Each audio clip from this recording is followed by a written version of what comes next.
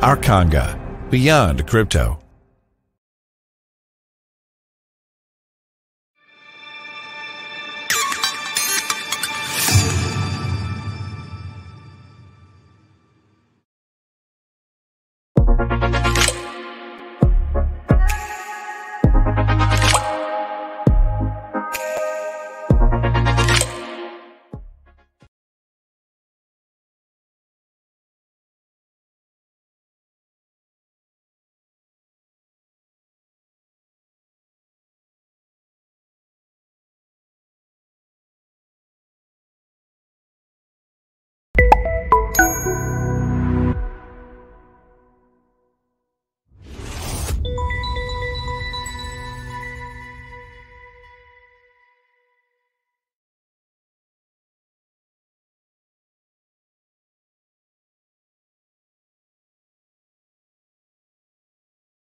Większość zaczynamy kwadransów, jak mówię, że dzieje się strasznie dużo i to jest prawda.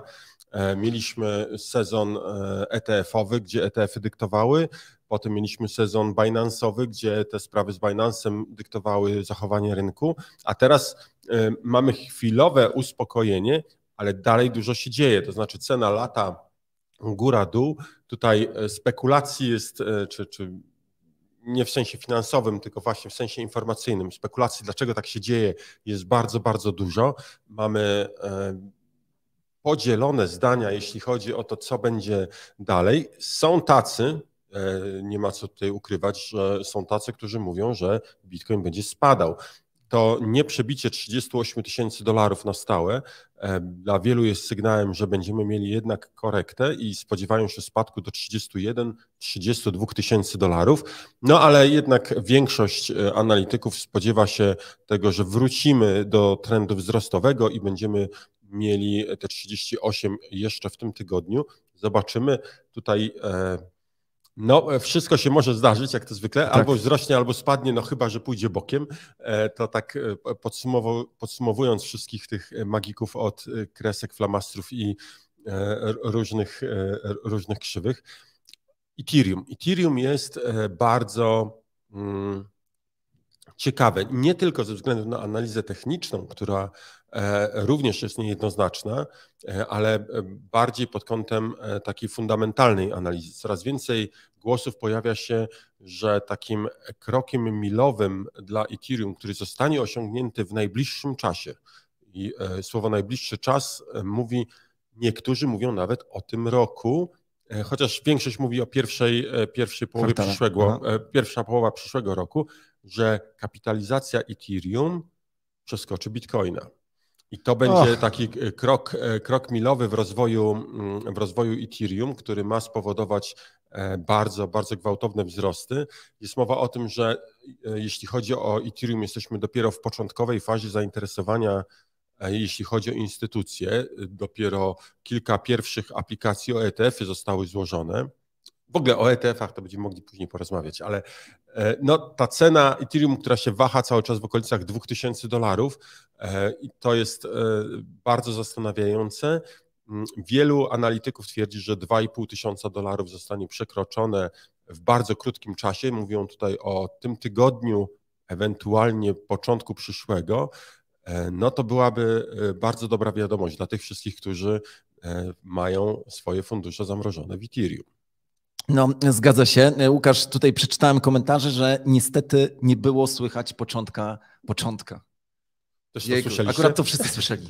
Początku naszej audycji, więc musimy powtórzyć suchara, no bo tego wszyscy się domagają. Twoją analizę już tutaj widzę, że było słychać, więc muszę przyznać, że Łukasz zgadł. Także no, tu była wyjątkowa sytuacja. Szkoda, że nie udało się tego puścić na żywo, że tak powiem, ale Łukasz, powtarzam jeszcze raz pytanie. Co takiego ma Adam Małysz w swojej kuchni? No, ja powiedziałem, że ma łyżkę. A ja powiedziałem, że odpowiedź prawidłowa to ma łyżki. Dobra, no to mamy już jakby tą najważniejszą część za sobą, a ja teraz chciałbym udostępnić pewien ekran, znaczy nie pewien ekran, tylko tutaj swój ekran. Uważaj, bo parę osób jak udostępniło, to potem miało problemy. Tak. Zobacz, Łukasz, jak myślisz, z czego to jest wykres? Na razie nie widzę. Czy teraz widzisz? Na razie jeszcze nie. To jest jakaś tam krzywa. No, Bitcoina? Nie. No, nie. To jest krzywa pokazująca, jak dużo Bitcoina jest na giełdach, czyli coś, o czym mówimy cały czas. Tutaj, jak widzisz, jest to jakiś tam dłuższy okres, dłuższy to znaczy od początku tego roku. Podjadę teraz i pokażę 1 miesiąc.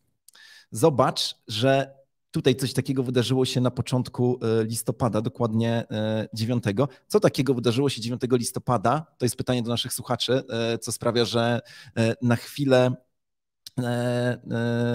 jakby miał miejsce ten spadek, te wypłaty i nagle się odbiło się do góry, ale co chcę skomentować? Chcę skomentować to, że my cały czas jesteśmy świadkami niekończącego się, trwałego wypłaty środków bitcoinowych z giełd. Wiem, że o tym mówimy co każdą naszą audycję, ale zwracam szczególną uwagę, że dzieje się to pomimo takich newsów, jak na przykład problemy z Binance'a, tak? I odejście CZ. To znaczy, że albo jest tak, że ci doświadczeni inwestorzy kryptowalutowi, którzy hodlują, są już odporni na takie newsy i pewnie wiedzą, że coś jeszcze się wydarzy nieraz na rynku, na przykład upadek Tethera, oby nie, ale jak gdyby tutaj jakby ta skóra jest bardzo, bardzo gruba, albo i w tą akurat teorię w tej chwili nie wierzę, ten rozdrobniony kapitał jednak jak gdyby ma świadomość, że coś się dzieje za kurtyną i wie, co się dzieje i dlatego przygotowuje się na mocne uderzenie, kiedy cena Bitcoina podskoczy do góry i będzie mogła realizować swoje zyski. No i oczywiście ten moment, nie musimy dzisiaj o tym gadać, ale ten moment prawdopodobnie nastąpi wtedy, kiedy będzie zgoda na ETF-y. Ja bym powiedział, że faktycznie ten wypływ środków z giełd świadczy raczej o tym, że pojawiają się portfele takie, które są sejfami, tymi takimi bezpiecznymi miejscami, gdzie jakieś fundusze trzymają swoje środki, no bo jakbym był na miejscu BlackRocka i właśnie przygotowywał ETF i bym planował jego zasilenie tym początkowym kapitałem i kupno bitcoinów, to te bitcoiny nie będę trzymał na giełdzie, na żadnej giełdzie, nawet na takiej bardzo zaufanej, tylko na dedykowanym portfelu. No i raczej to wskazuje na to, że ten bitcoin, który wypływa z giełd, to jest właśnie bitcoin, który pójdzie do tych sejfów ETF-owych. To nie są małe pieniądze, tam się pojawią bardzo, bardzo duże ilości bitcoina, więc dziwnego, że on z giełd wypływa. No ale to co mówisz, rozumiem, jest jakby istotna frakcja tego wypływu, to jest na pewno pod ETF-y, żeby było to zabezpieczone. No nie jedyna oczywiście. Tak, nie? No ale po prostu widzimy, że spadek następuje. Ulica powinna spanikować w momencie, kiedy CZ ogłosił swoje odejście, no bo to było zapowiedzią czegoś znowuż niepewnego, tak? No, ja stoję raczej na stanowisku, że ta sytuacja z Binance'em wyczyściła naprawdę rynek, to znaczy kolejna niewiadoma, kolejne jakieś zagrożenie zostało wyeliminowane. To tak jak z MTGOX-em. Jeżeli MTGOX w końcu wypłaci środki, to tak. Oczyści się rynek, bo zniknie kolejna niewiadoma, która tutaj manipuluje i wpływa na rynek. CZ odszedł i ja muszę powiedzieć, że daleki jestem od bycia fanem CZ-a. To nie jest tak, że to jest jakiś mój hero, znaczy mój bohater, natomiast z pewnością mogę powiedzieć, że odejście CZ-a, tak, Binance płaci, uwaga, 4,3 miliarda dolarów. No właśnie, powiedzmy Małe jedną rzecz. sprostowanie. Tak, to prawda. Mówiliśmy podczas no comment o 4,8, 4 chyba 6 miliarda. Nie wiem, jak to się stało. To jest zadziwiające. Patrzyłem później w swoje notatki, miałem napisane 4,3, mówiłem 4,6, coś dziwnego. Więc sprostowanie, kara nałożona przez rząd Stanów Zjednoczonych i Departament Sprawiedliwości i te wszystkie komisje, łączna to jest 4,3 miliarda dolarów. To jest olbrzymia kara. Ale nie, jak się okazuje, w świecie finansów nie największa kara za Dokładnie. pranie brudnych pieniędzy, co Dla ja banków z kolei powiedziałem. Poprosiłem tutaj jeszcze o przygotowanie takiej analizy i oto okazuje się, że największą karę w 2014 roku dostał jeden z amerykańskich, właśnie sprawdzam, że to jest amerykański bank, jeden z banków dostał ponad 16 miliardów dolarów. Mam tutaj przed sobą właśnie stronę Department of Justice. Także to sprostowanie, myślę, że to nie wpłynęło tak naprawdę na treść samego no comment naszego ostatniego, ale faktycznie pojawiły się liczby i pojawiły się komentarze takie, które trochę nas tutaj schłostały, za co bardzo oczywiście dziękujemy. Nie dlatego, że lubimy, jak ktoś nas chłosta, przynajmniej ale to znaczy, że możemy się czuć dobrze, że sprawdzacie, weryfikujecie. To jest bardzo ważne, żeby weryfikować wszystkie fakty, które gdzieś się słyszy i o których się dowiaduje, bo łatwo być wprowadzonym w błąd. Tutaj z góry zaznaczam, że albo może o tym później. Kara za to na CZ wymierzona była nie 50, jak mówiliśmy, to były plotki, tak. Więc może tutaj nie musieliśmy być tak dokładni, ale teraz mówi się o 150 milionach dolarów. Ale wracając do Binance'a.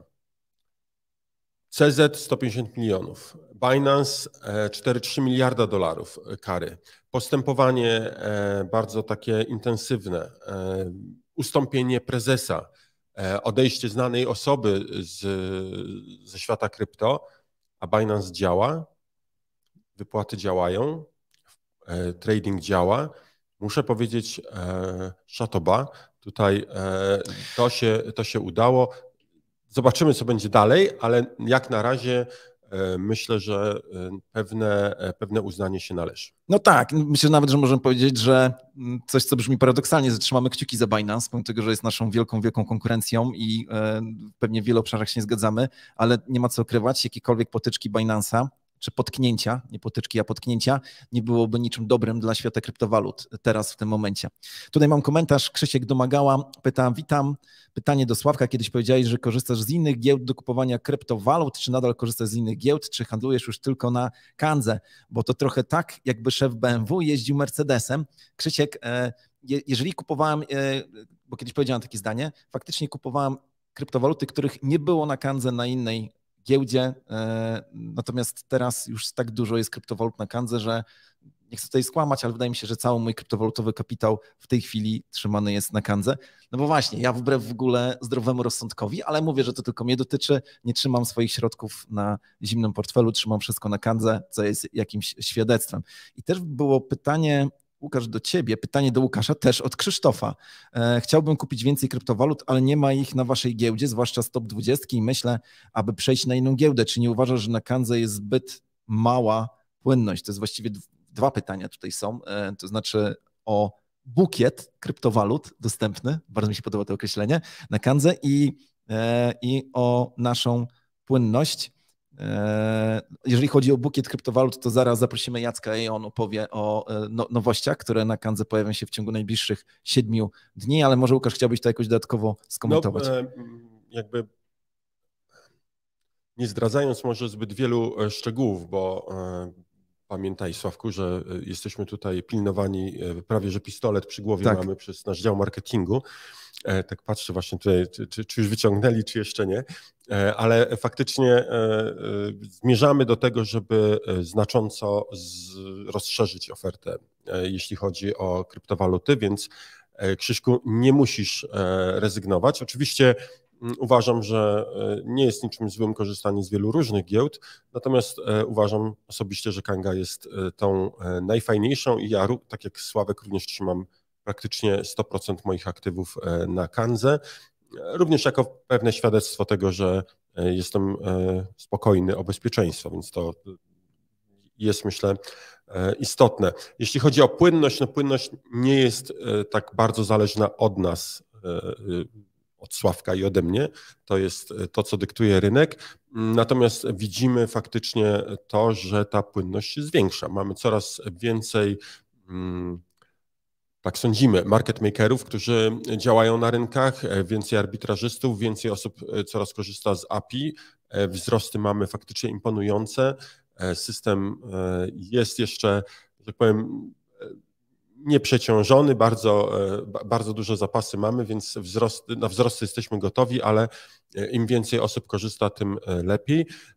Nie mamy powodów, żeby ukrywać fakt z tego, że jakby popularność giełdy w Azji rośnie bardzo, bardzo dynamicznie, z czego jesteśmy bardzo zadowoleni. Ile tych bardzo. No, więc sądzimy, że płynność również będzie rosła. Tutaj wszystko zależy oczywiście od Was, od użytkowników i w tym momencie myślę, że warto nadmienić, że warto kliknąć subskrybuj, warto kliknąć w dzwoneczek, żeby nie przegapić żadnych wiadomości na temat kryptowalut i na temat Kangi, które będą się pojawiały już wkrótce i ich będzie całkiem sporo.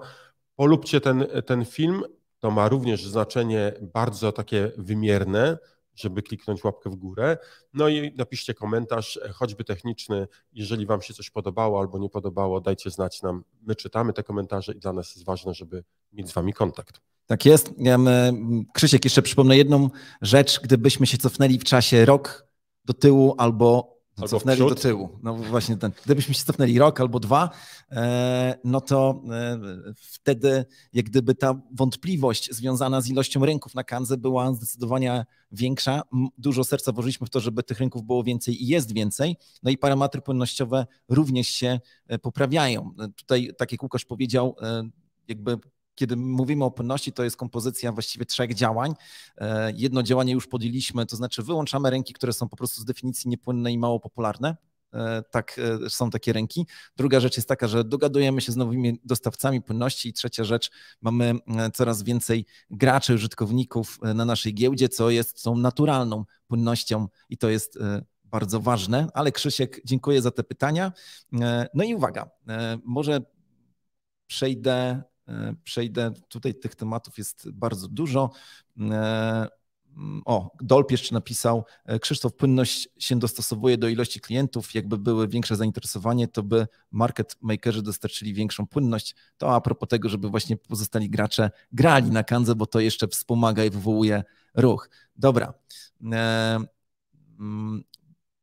Pojawiło się pytanie gdzieś tutaj, zaraz ten komentarz odnajdę albo Kamil go odnajdzie, o to, kiedy będzie więcej gadżetów na Kanga Shop. No i w ogóle zachęcam do tego, jeżeli oglądacie nas w tej chwili na komputerze albo będziecie oglądać później, odsłuchiwać gdzieś ten materiał, wejdźcie na naszą stronę. Tam u góry jest taki przycisk Shop albo sklep. Jak wejdziecie, to faktycznie pojawiają się gadżety Kangi. Ważne jest to, że pojawia się również bilet na NBX, na konferencję, która odbywa się w przyszłym tygodniu, gdzie my jako Kanga będziemy bardzo mocno obecni, nie tylko dlatego, że jesteśmy partnerem tego wydarzenia, ale w ogóle chcemy tam zrobić kilka fajnych show. Jeżeli kupicie bilety na NBX za pośrednictwem naszej strony, to macie 25% zniżki. Bum, bum, bum, bum. I jeszcze możecie zapłacić przy pomocy Kanga Pay. Tak jest, no właśnie to jest, o Kanga Pay już będę chciał coś dzisiaj powiedzieć, ale tych gadżetów będzie więcej, no bo przecież Łukasz ostatnio powiedział na Kanga No Comment o tym, że mają się pojawić portfele sprzętowe z naszym logiem, mają się pojawić kubki termiczne, to będzie. A propos książki, która została wydana na 100. wydanie kwadransa z Kangą, książki, która ograniczona jest której kolportaż ograniczony jest do 100 sztuk, też się zaraz pojawi. Ostatnio pytałem się Elżbiety, która odpowiada za to, co takiego się dzieje z tą książką, kiedy ona się pojawi. No więc skończyły się zdjęcia. Skończyły się zdjęcia dla tej książki, ma być po prostu dodana, także dziękuję, że przypominacie. No, to jest kwestia czasu i pojawią się nowe rzeczy. Zresztą napiszcie w komentarzu, co takiego chcielibyście w naszym sklepie zobaczyć. Bo o konkursie zaraz powiemy, Łukasz, tak żeby ten... Łukasz, kolejna pomyłka, jeżeli chodzi o przelewy, o transfery bitcoinowe. Nie wiem, czy słyszałeś? Nie słyszałem. Oto nawet znalazłem dzisiaj w Explorerze tę transakcję, która miała miejsce kilka dni temu. Ktoś puścił bitcoiny o wartości $2,1 miliona. No, czyli taki bardzo zasobny portfel, ale jednocześnie komuś zależało naprawdę na czasie. To znaczy ten ktoś chciał być w 100% pewien, że na pewno z pula zostanie wyciągnięta jego jakby transakcja i zdecydował się zapłacić, uwaga, $3,1 miliona. Możesz wytłumaczyć, jak to jest w ogóle możliwe dla tych, którzy nie robią transakcji bezpośrednio na bitcoinowym blockchainie? Jak to jest możliwe, że do czegoś takiego dochodzi? Czy tam nie ma żadnej instytucji, która na przykład ogranicza? Nie ma. Ja powiem tak, tutaj można to sprawę opłaty transakcyjnej tłumaczyć na bardzo wielu poziomach. Postaram się powiedzieć jak najbliżej prawdy, jak to jest tak dokładnie, ale przy okazji nie przygnieść jakimiś technicznymi informacjami. Generalnie w Bitcoinie jest tak, że my przelewamy środki z jakichś, nazwijmy to, portfeli na inny portfel i zawsze przelewamy wszystko, czyli jeżeli na danym portfelu mamy 100, to jeżeli chcemy Sławkowi dać 50, a resztę wysłać z powrotem sobie, no to robimy transfer na 50 do Sławka i drugie 50 z powrotem do siebie, tak w bardzo dużym uproszczeniu. Oczywiście nie przelewamy wszystkiego, bo to, czego nie przelewamy, to co jakby suma wypływów musi być zawsze mniejsza niż suma wpływów, bo to, co zostaje, to jest właśnie opłata transakcyjna, czyli podejrzewam, że ktoś miał na portfelu 100, chciał wysłać do kogoś 40 i zapomniał powiedzieć, że te 60 ma wrócić z powrotem do niego, a on po prostu wysłał 40 do Sławka, a to, co zostało, ta reszta z tych 100, czyli 60, to jest po prostu opłata dla górników. Tak się liczy opłatę za przelew. I teraz całe to, co jest błogosławieństwem, chyba najważniejszą cechą, ale czasami i przekleństwem blockchaina, czyli fakt, że transakcje są nieodwracalne, no tutaj tak naprawdę zepsuło humor temu komuś, kto ten transfer zrealizował. I teraz uwaga, wiemy kto wykopał. Wiemy, kto wykopał. Kto dostał tą nagrodę, bo tak. Tutaj małe słowo wyjaśnienia. Ta nagroda, czy ta opłata transakcyjna jest przekazywana górnikowi, który zatwierdził tą transakcję, więc możemy stwierdzić, kto dokładnie, oczywiście po adresie, nie fizycznie, kto dokładnie wykopał tego bitcoina. Jeżeli ktoś się przyznaje do tego adresu, no to też będziemy wiedzieli, kto fizycznie. No i teraz historia mówi o tym, że takich sytuacji już kilka mieliśmy, że ktoś za dużo wpisał, jeżeli chodzi o opłatę transakcyjną. No i wiemy o tym, że górnicy decydowali się oddawać. Nie zawsze, ale były takie akty, no bo tym bardziej, że tutaj, nie pamiętam w tej chwili nazwy, ale ojejku, jak to się nazywa to zgromadzenie górników? Pula. Ten pool górników to jest bardzo znany, jakiś pool, jakby znane są ludzie, którzy stoją na jego czele. Na razie wstrzymali się od komentarza, ale bardzo ważne jest to, że ten, kto zrealizował tę transakcję, nie ujawnił się. A zatem być może ma coś na sumieniu, albo być może jak zobaczył, co zrobił, serce nie nadążyło z pompowaniem krwi. No tak czy inaczej sytuacja niestety niewyjątkowa, należy o niej przypominać. Pamiętajcie, bądźcie zawsze ostrożni. Ja podejrzewam, że tutaj ta transakcja musiała być przeprowadzona przez kogoś, kto był niedoświadczony. A kto ma dostęp do takich środków? No więc to mnie zawsze zastanawia, jak ktoś, kto robi takie przelewy, może popełnić taki błąd. Ja wykonując przelewy na znacznie mniejsze kwoty, sprawdzam 10 razy wszystkie parametry. No ale tutaj też trzeba powiedzieć, że gdyby ktoś korzystał z ogólnodostępnych narzędzi, to zwykle nie podaje się kwoty za przelew. Czy możesz mi powiedzieć, rozumiem, że czy ja jako realizujący transakcje na blockchainie mogę wskazać na górników, którzy mają rozwiązać zagadkę? Nie. Nie ma takiej możliwości. Okej. Pojawił mi się bardzo jakiś taki sprytny schemat prania brudnych pieniędzy. Nie. Że górnik by po prostu rozwiązał zagadkę, jakiś pól by trafił na ten transakcję. No ale nie. To jest o wiele prostsze ze sztuką. Narysować obraz i powiedzieć, kto ma zapłacić. No, mamy tutaj dobrą sztukę. Widzę, że skomentowała nawet, a nie było to pranie kasy z tą pomyłką. Dobrasztuka.pl. No właśnie. No dobra, bo ty, Łukasz, słuchajcie, dzisiaj mamy tak dużo rzeczy z Kangi, że musimy to przeplatać z newsami. Podnosiłeś pewną książkę. Tutaj znowuż chciałbym pokazać zaraz cię poproszę, żebyś się pokazał, ale najpierw tutaj, proszę bardzo, share screen. Ale poczekaj, bo tu Norbi pytał, czy można kupić bitcoina tak, żeby komuś przekazać w formie papierowej? Odpowiedź brzmi tak, oczywiście. Możesz kupić bitcoina i przelać go na papier, na bon, na przykład na kanzę i przekazać temu komuś ten bon. Możesz też wysłać po prostu jemu na adres e-mail i to jest też ciekawa forma. Tak. Ten ktoś nie musi mieć konta na Kanzę, dostanie odpowiedni e-mail i będzie mógł błyskawicznie założyć konto i odebrać kwotę, tą, którą jemu wysłałeś. Więc jest taka możliwość jak najbardziej. Dobrze. Nie wiem, czy ekran już widać, to co udostępniam w tej chwili. Jest, dobrze. No to ponieważ zbliżają się Mikołajki, no to Łukasz, gdybyś mógł skomentować najpierw, co to jest za książeczka, którą w tej chwili trzymasz w ręku. To jest książka napisana przez Arka Błożycę. Tak, tutaj bardzo ważna informacja. Oprócz autora w tego typu książkach bardzo ważne jest to, żeby wymienić również ilustratora, a ilustrację zrobiła tutaj Ewelina Oleksiak. Książka jest bogato ilustrowana, to jest książka dla dzieci, którą można czytać razem z dzieckiem i może samemu też się czegoś dowiedzieć. Dolina dostatku, misja Invictusa, chciwe smoki i tajemniczy Satoshi. Książka, która na pewno pomoże małym dzieciom, a może i dorosłym i ich rodzicom zrozumieć trochę lepiej świat kryptowalut. Warto ją sobie kupić i mieć na półce. Nawet nie trzeba jej kupować, jak się okazuje. Można wziąć udział w konkursie. Dobra. Można wziąć udział w konkursie. Trzeba wejść na Facebooka. Jeżeli ktoś nie ma konta na Facebooku, to musi się przełamać, odnaleźć post dotyczący tego konkursu, to będzie bardzo proste, i napisać, dlaczego twoje dziecko powinno tę książkę dostać za darmo. Ale uwaga, ponieważ spodziewamy się bardzo wielu kwitnących i bogatych i ciekawych odpowiedzi, no to są aż 3 nagrody. Będzie pierwsze miejsce, drugie miejsce, trzecie miejsce. Za pierwsze miejsce dostajesz książkę Dolina Dostatku, dostaniesz książkę dla dorosłych, czyli kryptowaluty, dlaczego jeden bitcoin wart będzie $1 milion. Jedną i drugą książkę Kanga sponsorowała, wspierała. Kiedy użyłem sponsorowała, to być może przesadziłem. Byliśmy mecenasami tych książek, ale za pierwsze miejsce dostaniesz również zestaw Lego. Zgadnij jaki? Bitcoinowy? Napad na bank. Boom!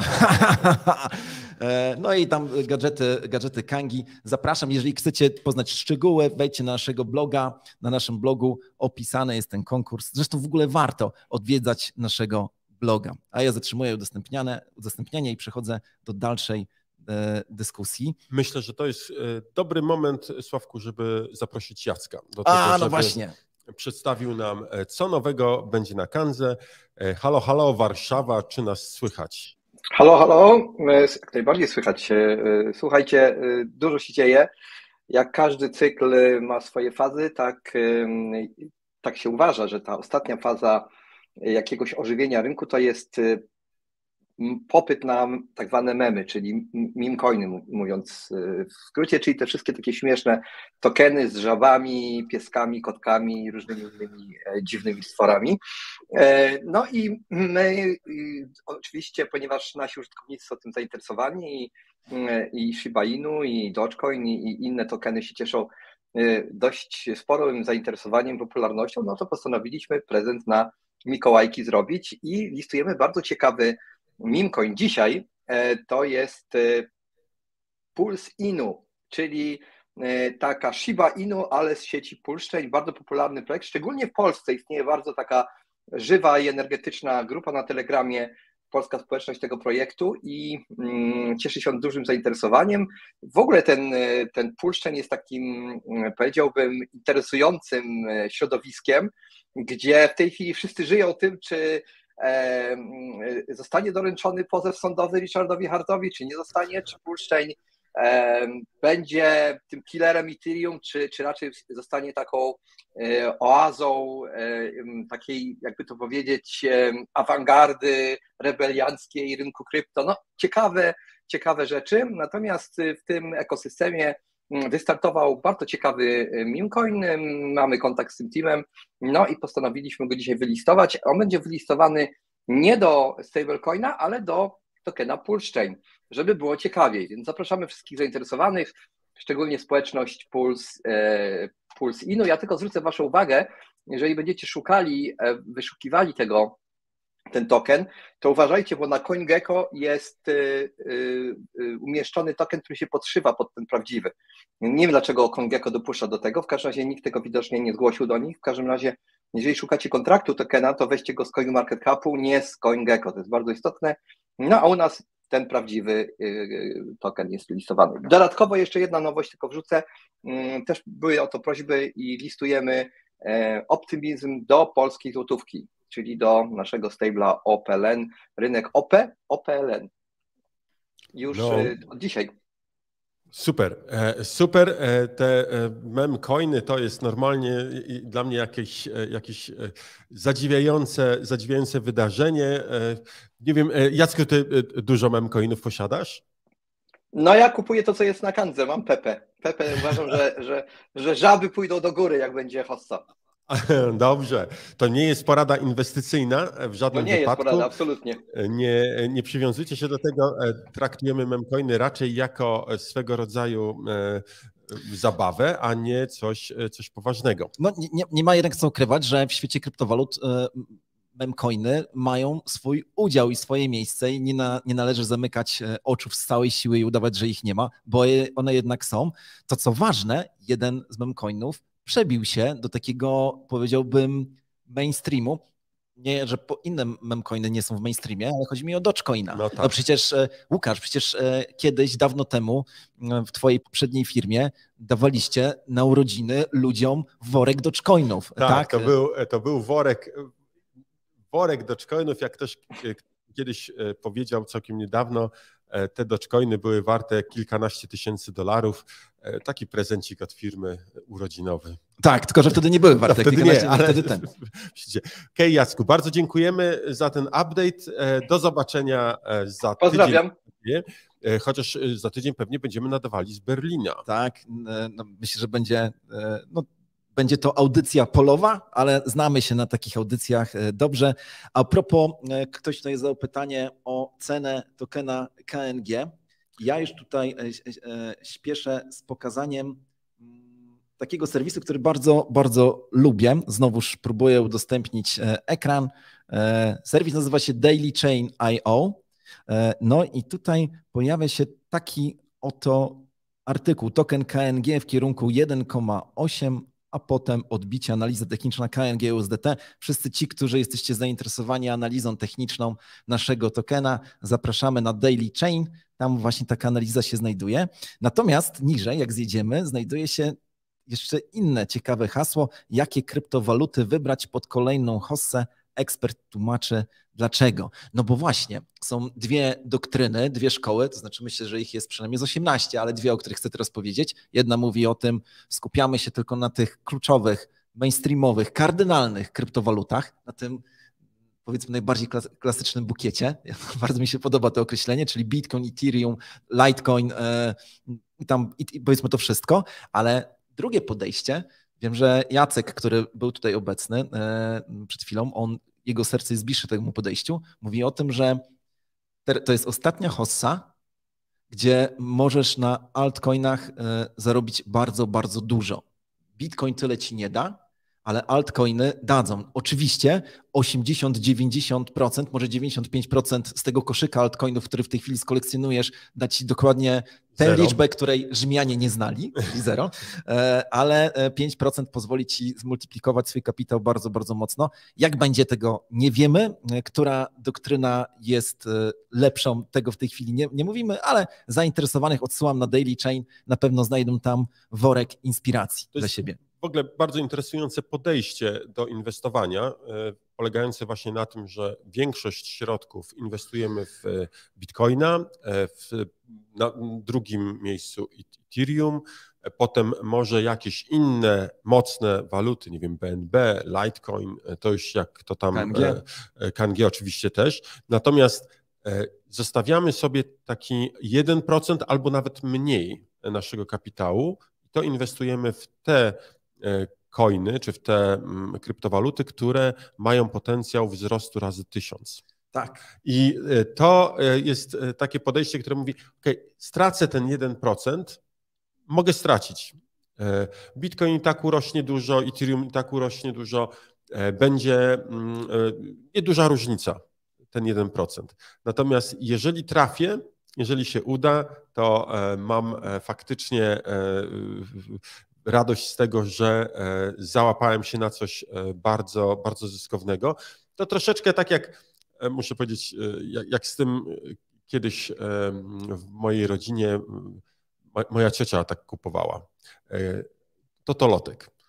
Jak szła na zakupy, zostawała jej reszta, to raz w tygodniu kupowała sobie jedną grę, mówi, Dla A mnie gdyby w duża punktach różnica. Totolotka można było dzisiaj kupić bitcoina właśnie. Ludzie, to by było, została ci reszta zakupów, idziesz i kupujesz. No kurczę, to by było coś. Mamy taki plan, zobaczymy, czego zrealizujemy, żeby częścią kwadransu z Kangą, a może byłaby to dzielna, cykliczna audycja, zobaczymy, czy sił starczy, była właśnie dyskusja o różnych koszykach inwestycyjnych, gdzie każdy z nas by przedstawiał swoje poglądy i co tydzień byśmy dawali krótki komentarz i patrzyli, kto ile stracił. Dobra, wyszło nam dobre synchro. Łukasz, TVP, dla niektórych umiłowana telewizja, dla niektórych nie. Nie komentujemy tego akurat. Na stronach TVP pojawiła się informacja na temat szajki kryptowalutowców, która została rozbita. Ale uwaga, doszło do swego rodzaju incepcji. Tłumaczę dlaczego.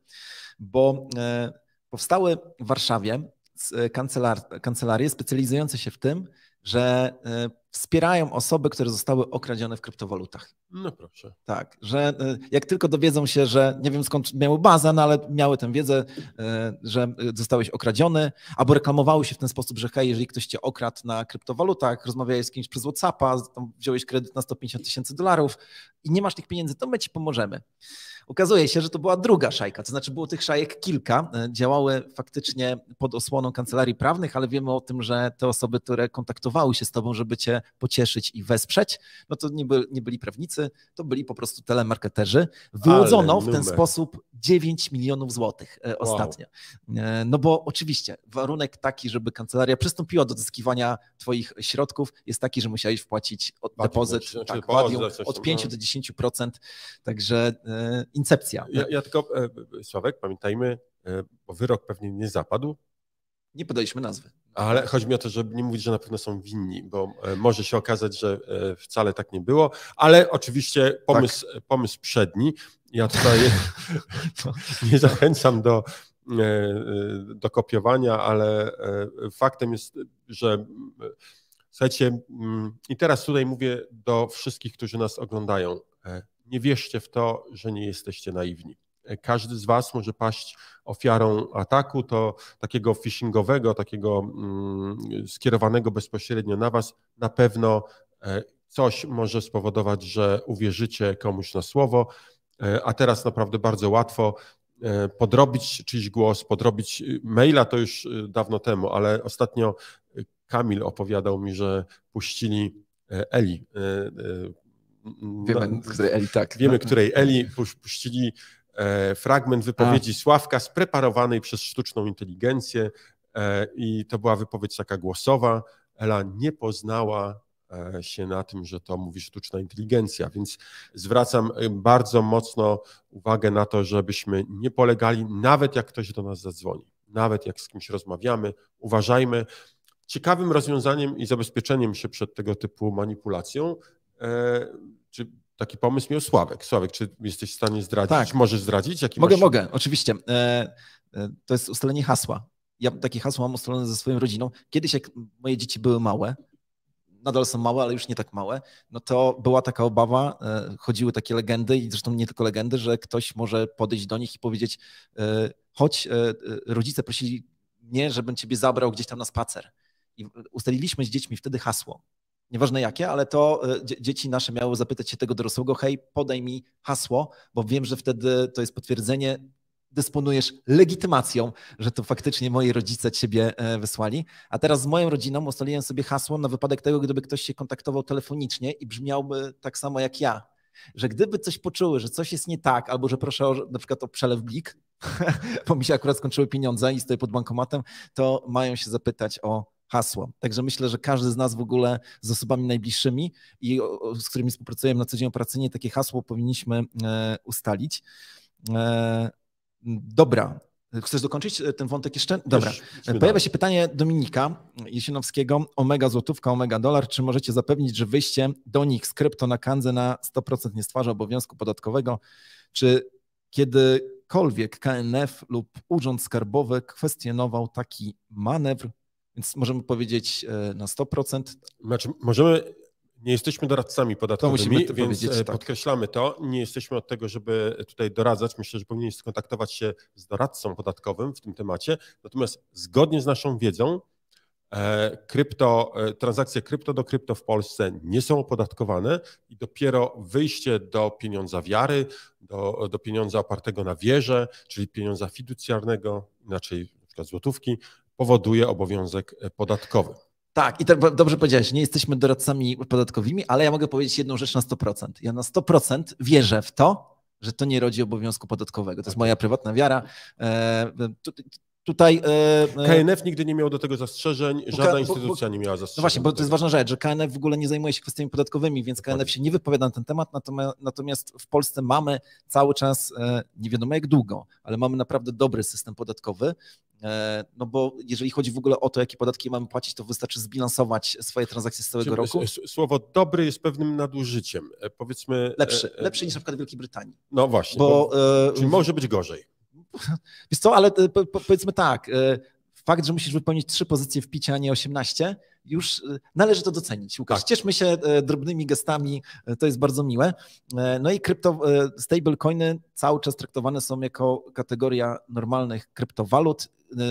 Polski ustawodawca nie dzieli kryptowalut na różne kategorie, ale uwaga, prędzej czy później, tak się spodziewam, przyjdzie taki moment, że stablecoin zostanie wskazany jako taka specjalna jednostka właśnie po to, żeby ukrócić z punktu widzenia ustawodawcy takie zachowanie, że ktoś chce uniknąć podatku. Ale zamiana na omegi, bitcoina, ethereum czy innych kryptowalut nie jest uniknięciem podatku, jest to normalne zachowanie, które nie generuje obowiązku podatkowego. I uwaga, skoro o omegach mówimy, no to chciałbym zachęcić wszystkich, żeby odwiedzili nasz siostrzany serwis GoCash. Przypomnę, że jeżeli ktokolwiek chce kupić omega złotówki albo sprzedać omega złotówki, kupić omega euro albo sprzedać omega euro, no to korzysta z różnych możliwości, między innymi z peer-to-peer, o których będę chciał zaraz pogadać, ale również taką najczęściej cały czas wybieraną opcją jest GoCash. I uwaga, nie wiem, czy zauważyliście, że w GoCashu od jakiegoś czasu jest i może spróbuję pokazać tutaj nawet znowuż ekran. Pam, share screen. Ciach. To nie to. O mamo, o tutaj jest, dobra, za dużo mam tych zakładek. Jak jesteśmy w GoCashu, no to u góry tutaj mamy te pozycje. Najczęściej korzystamy z tej pozycji kup lub sprzedaj omegi, ale jest coś takiego jak kantor omeg. Zachęcam do tego, że jeżeli macie do wymiany na przykład omega euro i chcecie zamienić na omega dolara, po dobrym kursie, zaznaczam, po dobrym kursie mamy tutaj wsparcie płynnościowe, albo macie na przykład omega funty, a potrzebujecie omega złotówki, które później sobie możecie wypłacić w bankomacie albo przelewem z GoCasha na wasze konto, sprzedając te omega złotówki, no to skorzystajcie z kantoru omeg, to jest pewne nowum, to znaczy to już jest od kilku miesięcy, ale my tego jeszcze jakoś tak szczególnie promowaliśmy, właśnie zaczynamy. I powiedziałem jeszcze o bankomatach. Też chcę o tym powiedzieć, bo przecież często potrzebujemy gotówki, a w naszej okolicy nie ma lokalsa albo nie ma kantoru, to właśnie Łukasz, z czego ktoś może skorzystać? No, z bankomatu. No, rozwiń myśl, proszę. Polecam tą usługę, ona jest naprawdę bardzo, bardzo wygodna. Możemy błyskawicznie wymienić nasze omega złotówki na kod BLIK na przykład i wypłacić gotówkę w bankomacie. Odbywa się to półautomatycznie, no bo tutaj dokonywana jest taka transakcja przypominająca transakcję peer-to-peer, ale możemy w każdej chwili wymienić omega złotówki na bankomat, dostaniemy kod, tak zwany czek BLIK i pójść do dowolnego bankomatu i wypłacić, więc jeżeli zabrakło nam 100 zł na zakupy w jednej z popularnych sieci spożywczych, to możemy w każdej chwili wypłacić takie ja bym powiedział, że nawet nie 100 zł, a więcej. Ja w tej chwili jestem na naszej stronie Kanga Kantor. Jak się zjedzie trochę niżej, no to jest taka zakładka, gdzie możemy sobie kliknąć właśnie na bankomaty. Uwaga, jeżeli ktoś jest nieśmiały i nie lubi rozmawiać przez telefon, no bo to zawsze trzeba tę transakcję zainicjować, no to można po prostu skorzystać z takiego komunikatora Telegram. Wystarczy znaleźć właśnie kontakt, który nazywa się Kanga Bankomaty. Zresztą tutaj go ja polecam wejść na stronę kangakantor.pl i tam w zakładce bankomaty będziecie mieli nazwę tego kanału. Dokładnie tak. Możecie komunikować się z operatorem w sposób taki bardziej dyskretny. Tak, dokładnie. Dobra, Łukasz, mam dla Ciebie kilka ciekawych statystyk a propos stablecoinów. Po pierwsze, Circle, czyli USDC, no wiemy o tym, wszyscy myśleli o tym, że zajmie pierwsze miejsce, będzie w tym panteonie stablecoinów, no ze względu na upadek USDT. Mówiło się, że USDT upadnie. Na potencjalny upadek. Tak, na potencjalny, ale USDT pokazało swoje zęby i jak gdyby przygotowało się na uderzenie i póki co USDT jest liderem. W 18 miesięcy temu podaż USDC wynosiła $56 miliardów w czerwcu 2022 roku. Dzisiaj, to jest 18 miesięcy, dobrze policzę? No nie, w czerwcu, nieważne, tak. Dzisiaj to jest połowa tego, niespełna 25 miliardów. USDT jest na czele i jakby nic nie wskazuje na to, że może mu coś zagrozić. No, tutaj zaraz możemy o tym pogadać, ale w tej chwili 70% w ogóle ogólnej podaży stablecoinów to jest właśnie USDT, 68,5, gdyby ktoś był tutaj no, bardzo krytyczny, ale jest jeszcze jedna ważna rzecz. Udział w ogóle stablecoinów w kapitalizacji kryptowalutowej maleje. No, co jest pewną korelacją, czy komponuje się z tym, że ludzie kupują po prostu bitcoina i go sobie wypłacają. To taka... no stablecoiny służą do tego, żeby właśnie kupić kryptowalutę. To jest ta metoda najprostsza, czyli kupujemy omega złotówkę czy USDT i na giełdzie kupujemy następnie bitcoina i tego bitcoina wypłacamy na portfel. To jest najczęstsza ścieżka wejścia w krypto. Nic dziwnego, że ten udział stablecoinów maleje, ponieważ uważam, że on będzie po prostu w pewnym momencie osiągnie jakiś stabilny poziom ilościowy i on już w pewnym momencie zostanie. Łukasz, to długo jeszcze, bo jeżeli długo, ulica, oczywiście. chodzi mi o to, że podaż stablecoinów rośnie wtedy, kiedy ulica wchodzi, kiedy mówię ulica, to kiedy nowi wchodzą na rynek, no to trzeba tych stablecoinów mieć więcej. Tak, żeby oni mogli zakupywać bitcoiny, etery, kangi i tak dalej. Mam tutaj tę statystykę, że w tej chwili to jest 8,7% całkowitej kapitalizacji rynkowej kryptowalut, stablecoiny. Niedawno, bodajże w ubiegłym roku, tutaj nie jestem pewny, bo szybko czytam swoje notatki, było to 2 razy więcej, jeżeli chodzi o udział względny, czyli ponad 15%.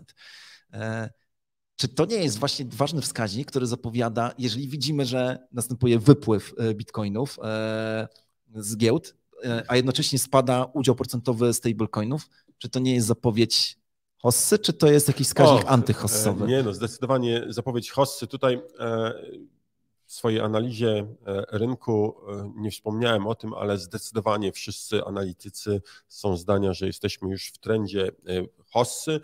Oczywiście zdania są podzielone na temat tego, jak dynamiczna ta hossa będzie, ile będzie trwała, do jakich poziomów dojdziemy, ale praktycznie nie spotkałem analityka, no może jeden wypowiadał się krytycznie o tym, że Bitcoin nie przekroczy $100,000, natomiast w tej hossie, natomiast zdecydowana większość mówi o znaczących przekroczeniach kwoty $100,000 i tutaj niektórzy optymiści mówią nawet o $500-600 tysiącach w czasie tej hossy, ale taki, powiedziałbym, mediana, nie średnia, tylko mediana jest w okolicach $300-270 tysięcy i myślę, że tych poziomów możemy się spodziewać.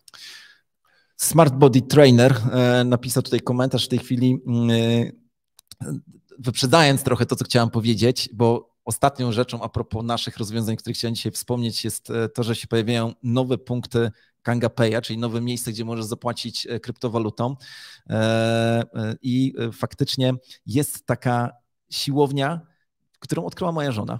To jest i moja córka, które regularnie chodzą tam i mają swoich trenerów personalnych i Agnieszka, moja żona, powiedziała kiedyś, że ona będzie tam chodzić, ale pod jednym warunkiem. Pod jakim? Że będzie można zapłacić KangaPayem. Tak jest, więc zachęcam wszystkich do tego, żeby weszli na stronę KangaPaya. Wystarczy wejść na Kanga Exchange i tam wybrać KangaPay. Tam wtedy pojawia się taka mapa, gdzie widać punkty. Każdego tygodnia przybywa coraz więcej nowych punktów stacjonarnych, gdzie możemy płacić. Wpisujemy na przykład miejscowość Gdańsk, no bo my jesteśmy z Gdańska i Move for Life. Znajduje się tam właśnie taka siłownia, takie miejsce, gdzie możecie popracować nad swoją kondycją, nie tylko cielesną, ale pewnie i mentalną, no bo w zdrowym ciele jest zdrowy duch i możecie zapłacić tam Kanga Payem, zresztą nie tylko tam. Ja przygotowuję się do konkursu. Łukasz, a ty może masz jakiegoś jeszcze newsa albo chciałbyś skomentować? Tak, ja bym chciał tutaj powiedzieć, ponieważ bardzo dużo osób pyta się, kiedy znowu będzie można wziąć pożyczkę pod zastaw krypto, to może krótka informacja. Dzisiaj będzie można to zrobić. Zachęcam wszystkich do sprawdzenia tej możliwości już po godzinie 12. Natomiast przypomnę, na czym polega pożyczka Kanga Loan. To jest taka usługa, taka możliwość, żeby pod zastaw krypto, na przykład Bitcoina i Ethera, a dokładnie mówiąc pod zastaw Bitcoina lub Ethera, można otrzymać Omega złotówki. To jest usługa, która jest skierowana do tych, którzy wierzą w to, że Bitcoin jeszcze mocno urośnie, będzie warty nie tak jak teraz 37, tylko będzie warty $370,000 i nie chcą sprzedawać w tej chwili Bitcoina, a nawet woleliby dokupić, więc proszę sprawdzajcie tą możliwość. Można wziąć pożyczkę pod zastaw krypto, dajemy Bitcoina pod zastaw, dostajemy Omega złotówki, możemy albo zapłacić za prąd, albo zapłacić za pizzę w Kanga Payu, albo możemy dokupić sobie jeszcze kryptowalut, jeżeli wierzymy w to, że będą rosły. Nasze zabezpieczenie jest trzymane tak długo, jak długo nie spłacimy pożyczki. Domyślnie ta pożyczka jest na 90 dni, ale można ją przedłużyć. Jeżeli cena Bitcoina spadnie, także nasze zabezpieczenie będzie warte to, co pożyczyliśmy, no to w tym momencie to zabezpieczenie jest sprzedawane, żeby zapewnić pożyczkodawcy to, że nie straci środków, no ale możemy w każdej chwili spłacić tą pożyczkę, możemy w każdej chwili dopłacić krypto, żeby zwiększyć zabezpieczenie, więc ryzyko tego jest w naszych rękach, możemy kontrolować je. No i cóż, wiem, że popyt jest olbrzymi. Tutaj już z góry przepraszam wszystkich tych, którzy czekali na to kilka dni ostatnio, żeby móc wziąć pożyczkę. Pracujemy nad tym, żeby te środki były jak największe, żeby były dostępne i będziemy zwiększali tą pulę pożyczkową, tą pulę płynnościową. Zachęcam jeszcze raz, dzisiaj o 12:00 myślę, że warto będzie wejść na tą stronę i zobaczyć, czy jest dostępna pula, ale wśród nowości związanych z tymi takimi rzeczami na Kandze, to możemy powiedzieć, że zbliża się jedna wielka nowość. Nie mogę jeszcze zdradzić jaka, ale naprawdę zachęcam Was do tego, żebyście kliknęli subskrybuj, kliknęli w dzwoneczek i polubili ten film, bo dzięki temu nie ominie Was bardzo ważna informacja. Już wkrótce będzie można być jednym z, nazwijmy to, testerów nowej usługi Kanga. Zachęcamy do tego, żeby śledzić nasz kanał. Tak jest. To, co powiedział jeszcze Łukasz, płynność, jeżeli chodzi o Kanga Loan, będzie uzupełniana systematycznie. Dogadujemy się z większymi graczami, no bo przecież chcemy, żeby tej płynności nie znajdowały się miliony ani dziesiątki milionów, tylko miliardy, zwłaszcza jeżeli mamy taką inflację. Dobra. To ja tutaj jeszcze, zanim ogłoszę wyniki konkursu... Pomału musimy kończyć. A ja miałem opowiedzieć, czym jest konkurs może. Tak, ale wiesz co, jeszcze pytanie było, czy w bankomacie obowiązuje KYC. Nie, ponieważ jest to transakcja okazjonalna. Z tego powodu tego KYC nie ma i gdyby ona była nieokazjonalna, gdyby operator rozpoznał, że ona jest nieokazjonalna, to może tego oczekiwać. Dlatego ona jest też do pewnej kwoty, wszystko jest wyjaśnione na stronie. I też pojawiają się pytania o peer-to-peer. Czy są jakieś limity, Łukasz, jeżeli chodzi o wpłaty i wypłaty peer-to-peer? Zgodnie z moją wiedzą nie ma takich limitów, ponieważ to jest transakcja między dwoma osobami fizycznymi. Tak, no właśnie, to jakby jest, założyliśmy pewien limit per transakcję, ale to jest tylko i wyłącznie limit techniczny. Jeżeli ktoś chce zrobić więcej, jakby większy wolumen, to musi przeprowadzić tych transakcji więcej. Najbardziej popularną metodą robienia transakcji peer-to-peer jest Blik. To jest w ogóle najbardziej popularne, więc w ogóle do tego jakby zachęcam, tylko pamiętajcie, że każdy bank ma trochę inne limity bliku, więc jeżeli na przykład ja chcę sprzedać, nie wiem, mam w banku X i chcę sprzedać, znaczy chcę kupić omega złotówki od kogoś innego, to muszę zawsze sprawdzić, jaki limit na blik jest. Właśnie patrzę, czy jestem w stanie udostępnić ekran, bo chciałbym wyjaśnić naszym wszystkim widzom, na czym polega ta transakcja. Już proszę o chwileczkę. Window, muszę wybrać Window i gdzieś tutaj mam blika. Proszę bardzo, mam nadzieję, że nic strasznego nie udostępnię. Kamil, czy Widać. Nie jest to nic złego? Da, to jest takie... Zależy, co chcesz pokazać. Jeżeli chcę kupić omega złotówki, wystarczy, że wejdę na Kanga Peer-to-Peer, tutaj tą opcję u góry w menu i mogę wybrać walutę. Na razie jest dostępna omega złotówka, ale już wkrótce nowe waluty. Wpisuję, jaką metodą płatności chcę zapłacić, czyli gdzie mam na przykład konto bankowe, mogę wybrać sobie na przykład, że blikiem, tak jak mówiliśmy, będę chciał zapłacić i podaję, jaką kwotę chcę wydać, za ile chcę kupić tej omega złotówki. Klikam przelicz i w tym momencie system wylicza mi, ile dostanę omega złotówek, no bo wiadomo, operator też musi coś zarobić. Pamiętajcie, że to jest transakcja nie z nami, nie z Kangą, tylko z innym człowiekiem. Tutaj my jedynie prowadziliśmy narzędzie, które umożliwia połączenie dwóch osób.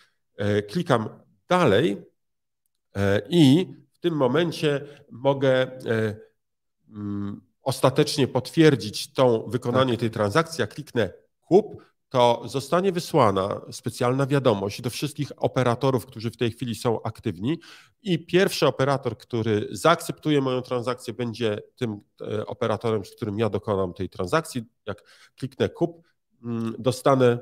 Ja jestem w stanie przeprowadzić tą transakcję w tej chwili? Myślę, że tak. No. Tylko, że... Czy to nie jest niebezpieczne? Pamiętaj, że... Na żywo podawać kod blik? Może nie, bo będziesz musiał wpisać swój numer tutaj. Tak, więc zostawmy, może pójście dalej, nie będziemy tutaj brnęli, nie będziemy drążyć tematu, ale wystarczy, że kliknę kup i w tym momencie będę skontaktowany z operatorem, który wyśle mi kod, któremu będę musiał przelać środki i jak tylko otrzyma ode mnie blikiem 100 zł, to automatycznie dostanę 97,5 omega złotówki. Podobna transakcję mogę przeprowadzić ze sprzedażą, identycznie muszę podać, w jaki sposób chcę otrzymać środki i odpowiedni operator obsługujący tą transakcję dokona ze mną transakcji wymiany. Zachęcam do korzystania. To jest jedna z najdynamiczniej rozwijających się usług w tej chwili na Kance. Tak, zastanawiam się, co jest bardziej dynamiczne, czy Kanga Loan, czy Kanga Peer-to-Peer. Bardzo dobrze nam to wystartowało.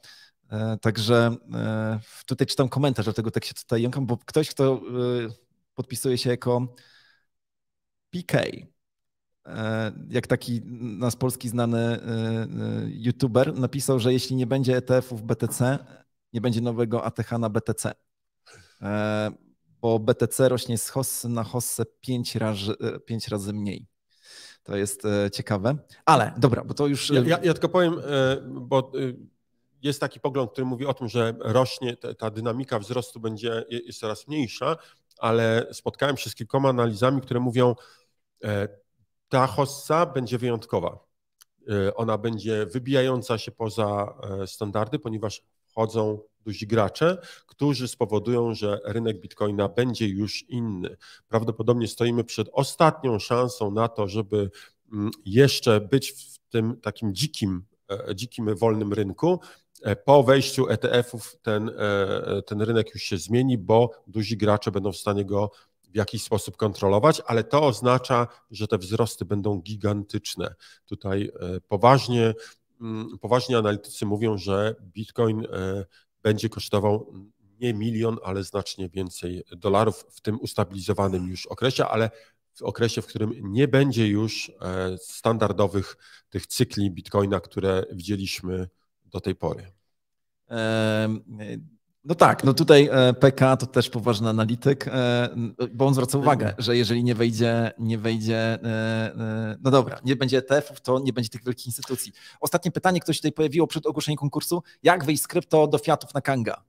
Jak wyjść z krypto? Tak, załóżmy, że ktoś jest nowy, ma omega złotów. Więc tak, możliwości mamy bardzo, bardzo wiele.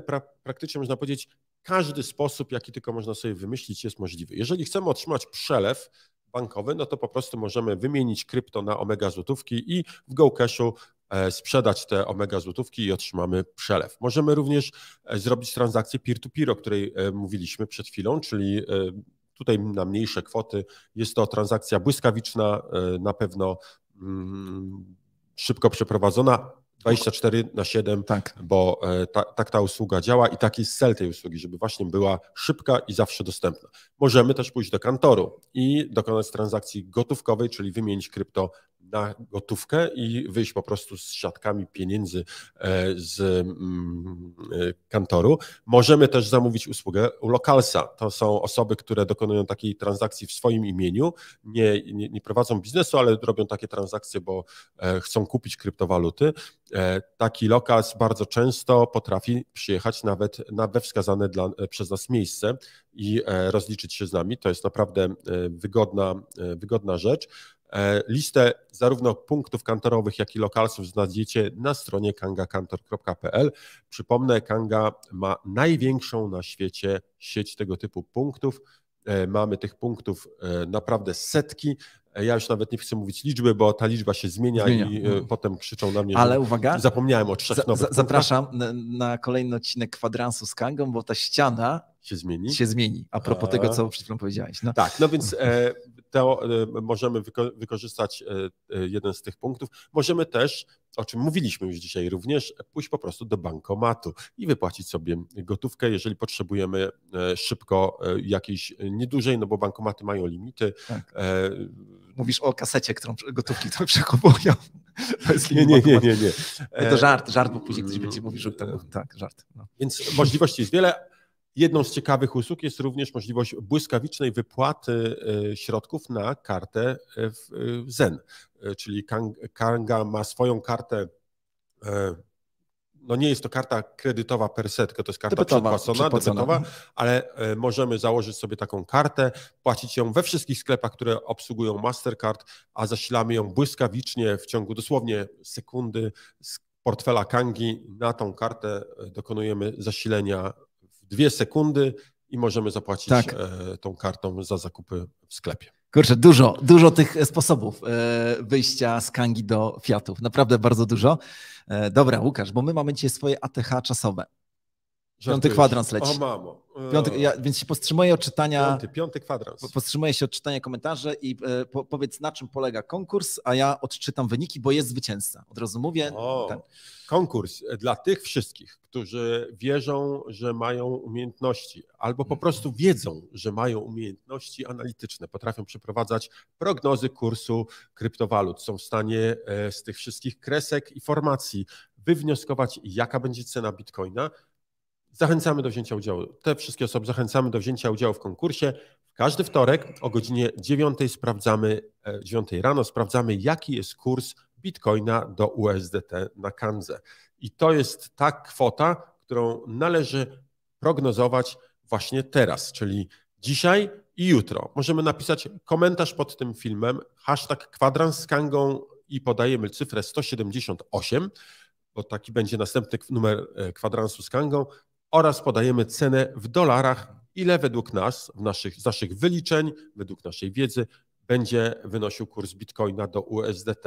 Osoba, która będzie najbliżej, wygrywa bardzo fajną nagrodę. Wygrywa Kangi w ilości równej 10% łapek w górę pod tym filmem. Dlatego warto subskrybować, warto kliknąć dzwoneczek, warto kliknąć łapkę w górę właśnie teraz i podzielić się tym materiałem ze znajomymi, bo warto się dzielić dobrymi informacjami. I w ogóle nie chcę już mówić więcej. Zamykamy. Kto jest zwycięzcą? Więc dzisiaj o godzinie 9 cena na Bitcoina na Kandze to było 37 127 dolarów USDT dokładnie. Zwyciężczyni pomyliła się o $3, bo podała kwotę 37,124. No brawo. Zwyciężczyni odbierze nagrodę 68,9 KNG, także łapek było naprawdę więcej Dużo. niż ten. Bardzo się z tego powodu cieszymy. I jest nią Monika Spawska 3136. Gratulujemy! Bum, bum, bum, bum. Więc Kangi, lecą do ciebie, skontaktuj się z naszym customer service i Łukasz, ostatni raz to robię, patrzę na komentarze. Za dużo. Znaczy, chętnie bym podpowiadał, ale chyba musimy kończyć. Zapraszamy na kolejny odcinek Kanga No Comment, bo będzie ciekawy. Oj, będzie. Słuchajcie, w tą sobotę chcemy podzielić się z wami, taki mamy plan, bardzo ciekawymi informacjami dotyczącymi rynku krypto i inwestycji w rynki krypto. To będzie dobry odcinek, żeby polecić go swoim znajomym, żeby obejrzeli ci, którzy dopiero zaczynają z krypto, ale myślę, że informacje, które przekażemy, będą interesujące również dla tych, którzy na tym rynku już długo są. Zachęcamy do tego, robimy ciekawy research, chcemy, żeby ten no comment był naprawdę wyjątkowy. Dobra, Łukasz, okrzyki wojenne na koniec. No ja jestem stabilny, nie mogę powiedzieć nic innego jak tylko BCK, czyli Bitcoin ciągle królem. A ja przypomnę, żeby używać odważnie Kangi i kryptowalut, w skrócie UOKiK, i tymi pozdrowieniami i okrzykami żegnamy się z wami. Drodzy widzowie, proszę ocencie ten odcinek w skali od 1 do 6. Wszystkiego dobrego. Hej. Cześć.